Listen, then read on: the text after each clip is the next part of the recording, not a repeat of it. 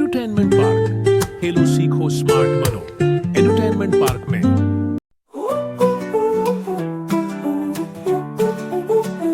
सैयदा कैसी प्यारी बच्ची है, सूरत अच्छी समझ भी अच्छी है। जरा देखो तो उसकी सूरत को,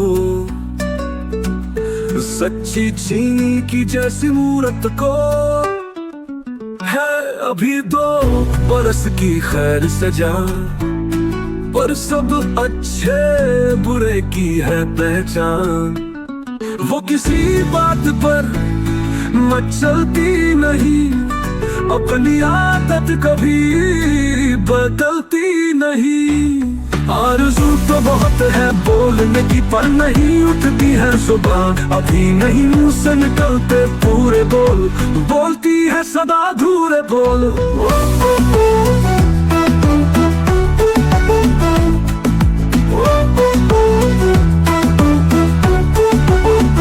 नए आते हैं घर में जब मेहमान,